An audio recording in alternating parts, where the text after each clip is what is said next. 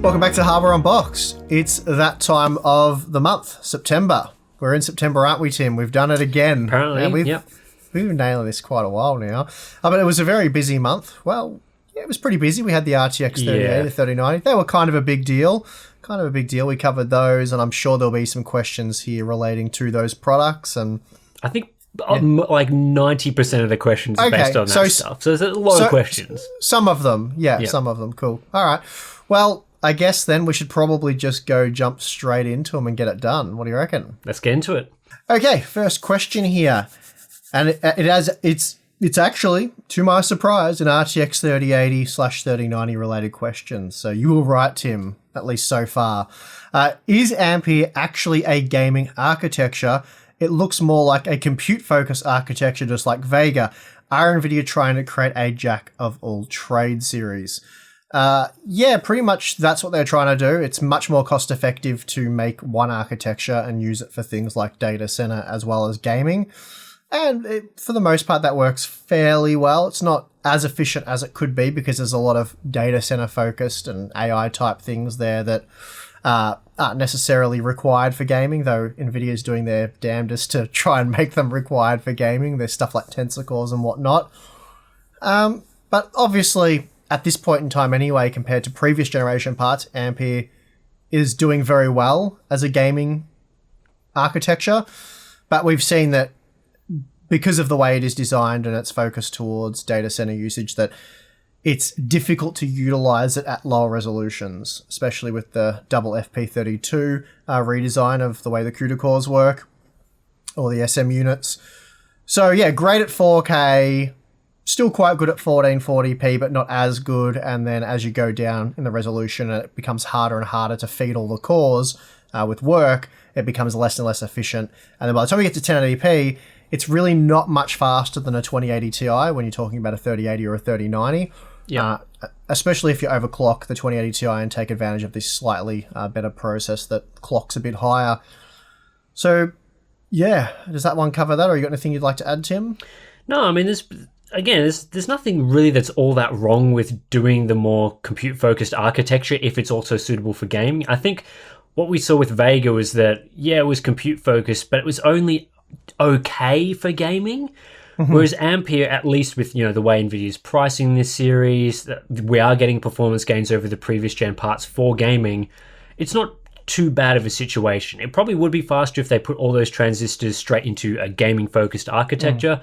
But as you've been talking about, just the way that the market works right now and trying to be as efficient as possible with your designs, creating a jack of all trades sort of thing, then yeah, it's the way to go. And I think we'll see more of that as we continue forward. Yeah.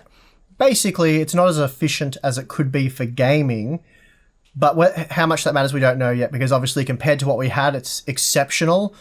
They've left the door open for AMD here to come in and maybe do something a bit more efficient. We'll have to wait and see.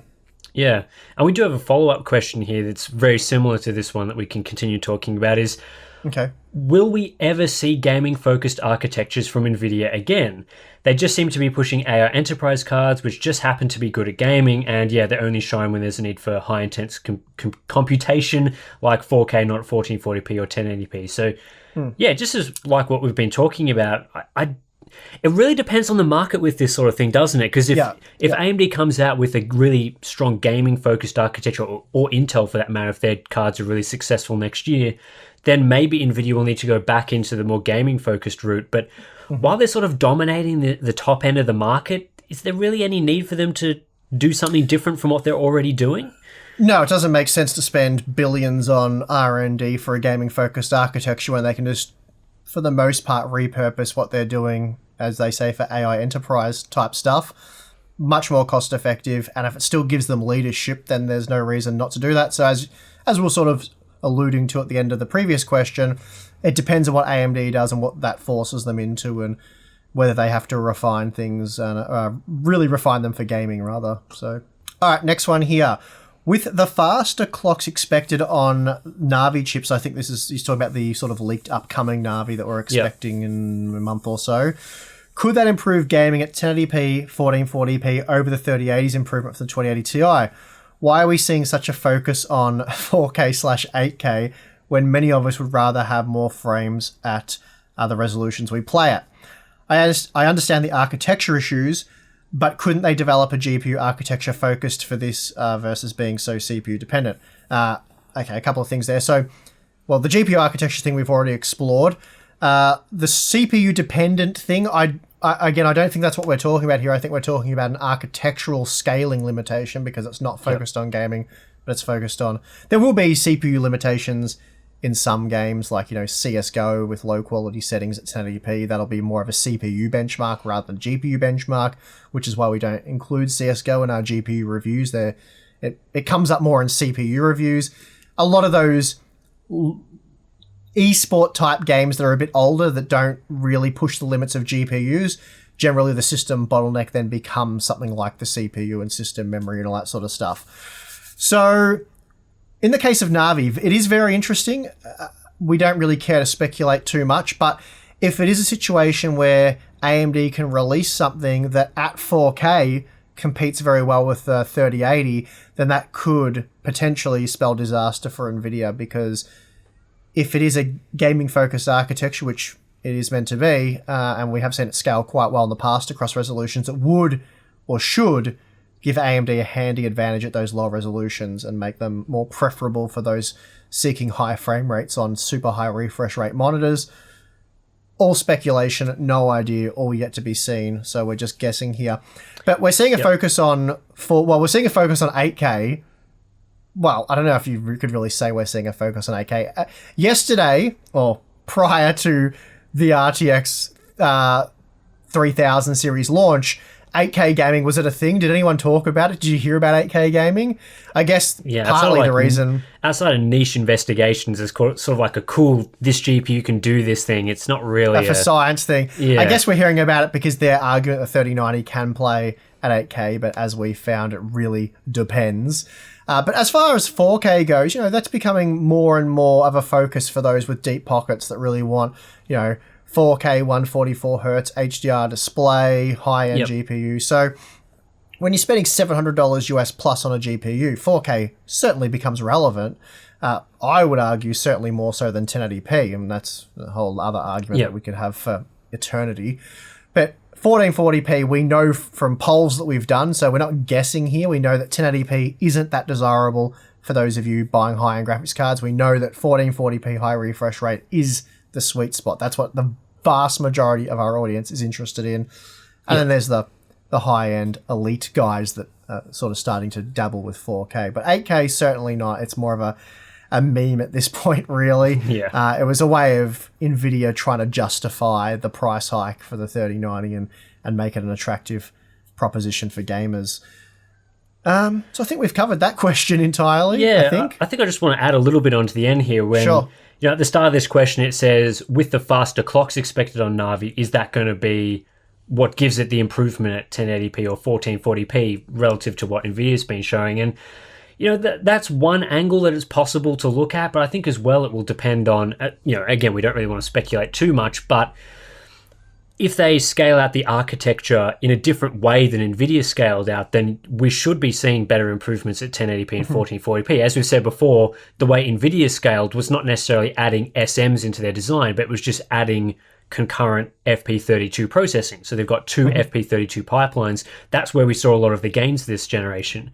Whereas if AMD instead goes more with improving the SM count, I know for them it's compute units, so if they go adding many more compute units and scaling out that way, then we should see a very different situation. It might not necessarily depend on clock speeds, but that will give them a big boost, I would think. But again, you never know. It could be memory bandwidth limited. It could be limited in other ways. We just don't know at this point. No, that's good because of the way it's worded. That's a good thing to mention. It's not really the clock speeds the reason why we're expecting potentially better scaling at the lower resolutions. It's more to do with how the architecture scales at the lower resolutions and how well it can feed the cores with less resolution. We talk about this in a bit more depth in the RTX 3080 review, so if you're interested, that information's there. We'll also have more content looking at Ampere scaling in the very near future, so that should be interesting as well. I got another one for you, Steve. I reckon you'll be deep into this. Can you please explain the issue with the damaged capacitors in the 3080 3090s that Igor's lab, among others, investigated? Not really. Well, first of all, there's no damaged capacitors. Yep. There was an NVIDIA base spec, so none of the AIBs did anything wrong here. And first of all, this, in my opinion, is blown well out of proportion. I don't really have enough time to get into the whole thing, but basically, a lot of people, well, I shouldn't say a lot of people, as many people as there could be due to limited supply got their hands on 3080s. A larger than expected number of those people were reporting stability issues. And I myself had reported some stability issues to NVIDIA behind the scenes, which I thought were maybe just my system or a driver problem. I wasn't freaking out and making a video about it because I didn't know what it was, first of all. And through all my testing, all my benchmarking and all that, not one crash, nothing. It was only until I'd been playing for a few hours, and it was one particular game. So again, that's not really cause for alarm. I'd seen some crashes. So anyway, when people started asking me on Twitter, Steve, have you seen all this stuff about the crashing? I'm like, yeah, look, I've experienced some crashing myself. Not sure what's going on there. I'd hate to speculate. It could just be a simple driver thing. This is a brand new architecture. Usually new releases on new architectures, there's some kind of issue. There almost always is. I'm putting it down to just a driver bug. I think Steve from Gamers Nexus said F1 2019 kept crashing or wouldn't work for them in their review. And I think they just brushed that off as a driver bug, which I'm certain in that situation it was. And I thought maybe the crashing I was seeing, crashing a desktop, was a driver bug. Anyway, what I was seeing was very similar to what a lot of people were reporting. So still, I don't have much information to go on. Then Igor's lab found out that there was a certain capacitor configuration that was potentially unstable. EVGA came out and confirmed that yes, that particular configuration is unstable. We initially shipped cards to reviewers with that configuration. We've since changed it, and it will not affect any of our customers. So, as you note, there's some others out there that did some investigation and videos. Basically, the configuration we're talking about, at least with the capacitors that weren't up to scratch, was on one Zotac model. People were talking about a Gigabyte Gaming OC, but I think the capacitors on that card, although they're not MLCC, they are still good enough. But anyway, that's a whole area. At worst, there was 2 models that shipped to customers that I'm aware of that have potential stability issues due to these capacitors. We're talking 2 out of, dozens. Dozens. Yep. So this doesn't really, while this is potentially or very likely causing stability issues on those particular models, it doesn't account for people like myself who have seen stability issues on FE models and the Asus Tough Gaming, which has only MLCC arrays on it. So that's the multi-layer ceramic caps. So we don't know what the problem is, basically. And yep. I've been trying to investigate, and I can't actually get my card to crash at the moment. So I'm not sure what the initial crashing was caused by. As I said, it could have just been a driver bug. It could have been the particular game I was looking at. Could have been anything to do with my system at the time, software running in the background, things enabled on the system that weren't enabled the second time around. It's very hard to diagnose. But there are more people complaining about stability issues than you would like to see and certainly expect.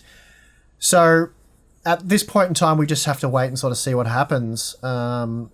There's not too much explaining or clearing up I can do. I just wouldn't jump to any conclusions just yet and say it's this or say it's that. We sort of need a bit more testing and stuff. But early adopter pain. Yeah, it's very early on in this issue. It's similar to something like the black screen bug on like Radeon cards. It's like by the time YouTubers were sort of reporting on that, it was months after launch, and even then, like at the end, we were just reporting on there was issues. We never really got a this is what the cause was. It was more just there is an issue here. So I think we're going to see something like this with this issue. And I think it's important to note that, I think you've already emphasized this, but it's very important to emphasize that people are seeing these issues across all sorts of cards, not just ones with the capacitor array issues that Igor's lab and others have been talking about. So it really will take more of an investigation to get to the bottom of it. And until then, we're not going to be making dedicated videos on this until we have a very clear idea of what's going on. And if it turns out we don't know and there's just issues and NVIDIA knows and they're working on it, then we'll talk about it. But at this point, it's very early on in this whole issue. So, yeah. And I just can't replicate it. Like, I can't put in a card in a certain configuration, run a certain game and go, it's going to crash within an hour. Like, I've had it run for 6 hours and then I've had a crash, and it's like, can you peg that squarely on the RTX 3080 or is that something else? And Yeah. That's what You're makes stability basically issues so testing- difficult. Near on impossible when you're talking about one system for testing. You need hundreds of systems, hundreds of configurations, and then they can narrow it down to what was causing that. It's well beyond our capacity to test for that. So all we can really do is support the claims that there are some stability issues, that it's not fanboys on the other side making up stories. There does seem to be something there. It doesn't seem to be just capacitors. We're also not saying it's not the capacitor issue. We think on the 2 models out of all of the models that exist that have that issue, that's probably a problem for them. We haven't had those models. All the models we have what is supposed to be the working or the recommended capacitor configuration for stability. Anyway, we'll just have to see how this one plays out, and hopefully everyone sort of can come together with a whole lot of information and we can work out what's going on there. Yeah, I mean, we've got a follow-up question on this as well, so we can continue talking about this fun stuff. Oh, good. Do you think they will recall the 3080s with the inferior caps, or just update BIOS with, say, lower clocks or performance? Well, I don't know. Like, I guess what we do know is bugger all of these cards have shipped. It's not like we're talking about millions of people with these, or even hundreds of thousands. I don't know the exact numbers, but locally I know we're talking single-digit numbers. So globally, there can't be that many. I would imagine of the 2 brands we're talking about that are affected by this, potentially only one brand, which is Zotac with their entry-level model. They may have already solved this and changed their production line. I'm not sure. I have no insight. We don't have a Zotac contact. We don't have the Zotac card, so I'm just guesstimating on pretty much everything I'm saying here. But we know that was one of the only ones that was affected by this. So I imagine for those that have them and are having problems, it's as simple as RMA, and you'll get a revision 2 card. Because if it is a problem, Zotac will be addressing it, surely, because it's known to people now. I can't see the situation of going down the BIOS route being something that companies would go for, especially if they're already running at the base frequency. And, that gets into all sorts of issues with, you're buying a card that's advertised as having a certain spec, even if it's factory overclocked. Like, you wouldn't want to buy a factory OC card for them to ship a BIOS that then removes the factory OC. There's all sorts of regulatory and legal issues with doing that. They would definitely need to go through some sort of RMA. But then they have to look at offering either cashback offers or full refunds for people who don't accept that. So that just becomes a huge mess for them that they can't afford. Right, another one here. Can RTX IO substitute for PS5's SSD technology on PC? Or are they not even comparable? What do you reckon, Tim? Yeah, so first of all, like a lot of these discussions, I'll say that we're not experts in game design and sort of this side of PC hardware. So a lot of this, you're probably better off finding actual architecture designers to explain the difference between the PS5's SSD technology and sort of RTX IO. But it does seem like that with these new consoles having these fast SSDs or the compression technology, that there are some PC solutions that are trying to emulate this, RTX IO being one of them. So whether or not it's like a direct substitute, as in it is the same technology ported to PC, or whether it's just trying to do the same thing, we'll have to wait and see. We'll have to wait and get some developers to tell us what the differences are. But RTX IO is based around a Microsoft technology that is designed to do this. I think it's very similar to what's going on the Xbox Series X and S. So from that front, it is supposedly a console-like feature bringing across to PC with these new generation cards. Again, not sure if it's exactly the same as what the PS5 is doing in particular, but it should offer the same sort of functionality. So being able to get data directly from your storage device into the GPU, bypassing a lot of what's on the CPU, being able to do decompression on the GPU itself. These are things that are going to be very important for games. As at the same time, it's also important to note that this feature is probably not going to be out there in games for quite a few years. I think Microsoft and Nvidia only just released the SDK for this around the time of the 3080 and 3090 launch. So if we're talking about developers just getting it now, the development cycle for games is quite long, so it could be quite a while until this becomes a feature. But we'll see how that plays out in the next couple of years. It's certainly a very interesting thing, in my opinion, the whole storage GPU type thing. Yeah, well, circling back to the start of your answer there, basically we learn about this stuff by testing it. We can't do that yet, so it's impossible to really give any kind of real answer to that one. But I think you did a good job, Tim. So we'll move on to the next one. Okay, next question here. When does hyperthreading matter in gaming? Is there an application difference in 4, 6, and 8 CPU cores when hyperthreading is enabled or disabled? Okay, so when does hyperthreading matter in gaming? Well, hyperthreading's a funny thing, and I guess it confuses people when they see hyperthreading on and off or SMT on and off benchmarks, because if you have enough cores, so you don't need those threads that help feed the cores work, you're better off with it. Well, I'm generalizing. In a lot of instances, you are better off without hyperthreading. It allows the cores to work a little more efficiently. But then if you don't have enough cores, having SMT support can really be of benefit to improve the efficiency of those cores. So it kind of goes the other way again. It's quite confusing. Again, this will depend on the workload, the game. Some games work better with SMT, even on core-heavy processors, whereas some games go the other way. But as a general rule of thumb, if you're playing a game that, let's say, and again, I hate to even do this because the core debate is so confusing in itself, because a game doesn't necessarily require 4 cores. It could just utilize 4 cores. Or a better example was, let me start again, 6 cores. A game doesn't necessarily need 6 cores, but it can scale across 6 cores. But that doesn't mean it needs 6 cores. So 6 slow cores won't be faster than 4 really, really fast cores. So if you get what I mean. Yeah. And there's a balancing act there between core count and all that sort of stuff. But let's say a game can utilize 8 cores. And although you have 4 fast cores, they're just not fast enough. You will get stuttering because you simply don't have enough of them. The game really needs 8 pretty fast cores. So by having SMT and improving, let's say in Intel's case, you sort of go from having 4 cores. 4 cores with hyperthreading is kind of like a 6-core processor. We've sort of seen that when looking across the generations. So by enabling hyperthreading, that will be of benefit for that CPU that's right on the edge or doesn't quite have enough CPU resources without it.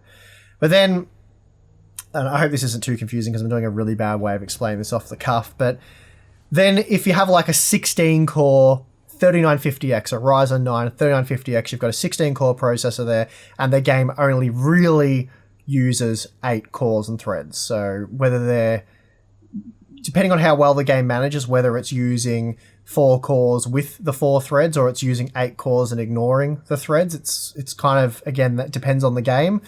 But in some instances, you can find by turning off the threads, it just utilizes the cores and performance is better.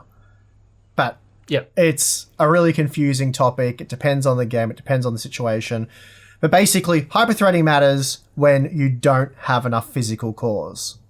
And adding in those logical cores helps.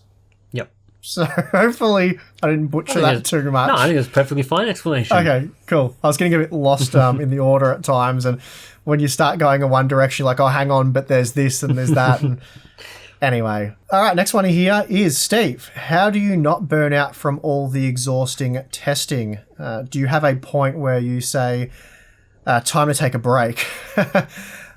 Not really. You can't really afford to do that when you're sort of under the pump with these product releases. It's just, you just got to keep going and hope that you're not so tired that you start making silly mistakes. I think what keeps you going, it's kind of almost sounds silly maybe, but like an adrenaline rush. Like you're just hanging to get this, RTX 3080. You can't wait to test it and see if NVIDIA's claims are true and what the performance actually looks like in games and what does it mean for gaming and what does it enable and all that kind of stuff. And you just can't wait to get it and test it. And then when you finally get it and you put it in, you're going like, I'm often so excited about it like a little kid, like it's the first time I'm doing this. And I'm sharing the results with Tim on the fly. And Tim's like, cool, yep, that's interesting. And I'm like, here's more. And I'm sort of feeding him the data as I'm getting it. And it's really, really exciting. Of course, when you get days into doing that, that excitement does start to wear off. But at that point, you're just wanting to get the content finished. But in the case of the RTX 3080, it was so easy. Like, honestly, I was loving that release. NVIDIA, to my surprise and to their credit, were really organized. They gave us the card with plenty of time. They didn't withhold the driver or, make us wait weeks. Sometimes we get the card and we sit on it for 4 days with no driver. But NVIDIA didn't do that. I got the card, I got the driver. I had like, what was it, Tim, like a week or something? Yeah, I think it was a week. And a week, it sounds like, oh, that's not enough time. That's forever. Yeah, it's forever. It's ages, yeah. Like some of these things you get, like, well, with the 3090, for example, that was a bit of a cock up, let's say. I don't know what was happening there. NVIDIA didn't want to sample it, and they decided they were going to sample it. Anyway, they ended up rushing through one to me, but I got like 2.5 days. It sort of came midway through one day, and then it was up late a few nights later. So the 3090 review, while I'm mostly happy with it, it was admittedly a bit rushed, more than I would have liked. There's a few things I would have liked to have talked more about, focus more on what it can and can't do, like the Titan class, what turns out to be a bit BS-y, that claim, discuss that more. But at the end of the day, I basically said it's not good value for gaming and you should avoid it, which, you know, I'm quite happy with that conclusion. Yep. But yeah, the 3080, fantastic. We've had, you know, like the Zen 2 plus Navi launch, which for some reason that I still can't understand, AMD decided to release those both on the same day. So normally we're really under the pump trying to provide an in-depth review that's comprehensive and hits the nail on the head. And we had to do two of them simultaneously on two different categories. I hope AMD never ever do that again, because that was so stupid and just a painful time for reviewers. And yeah, I think reviewers would have been... The 5700 series reviews probably would have been a bit more positive overall if reviewers had a bit more time to work on things instead of just... Yeah. And AMD are flat out organising these things smoothly, let's say, as it is, like Radeon 7, 5600 XT, all that sort of stuff, which is why I'm crossing my fingers that this next-gen Navi stuff, they just headed out of the ballpark. Anyway, I'm getting off topic. We should probably move on to the next one. Let's move on. All right, we're going to hit pause there on part 1 of the September Q&A. So some great questions there, and hopefully some equally great answers to those questions from Tim. But anyway, we will have part 2 on the channel, I think straight after this one, as in the next day straight after. And then I think there'll be a break between the final one because we have to fit in an RTX 3090 AIB review. So that's something else to look forward to on the Hardware Unboxed channel. But anyway, thank you to everybody who asked a question. Sorry to those who we didn't get to your question. There's unfortunately only so much time we have, and there are hundreds of them. But I think we got to the most upvoted ones and the ones that many of you were interested in. So again, thank you to everyone though who does partake in the question asking part of the monthly Q&A. Anything you want to say, Tim? No, I mean, it's just the usual stuff at this point, isn't it? Subscribe, sign up to our Patreon page. We just did our monthly live stream, so unfortunately you just missed out on that, but you can watch the replay if you're interested, so I don't know, there's probably still some value there. What else? Like the video, don't dislike the video, please. That's pretty much it at this point, I think. That's all the main stuff, right? That all sounds good to me. Yep. Do all those things. Yeah. Yep. All right. Well, thank you very much for watching. I'm your host, Steve. I'm your host, Tim. And we'll see you again next time.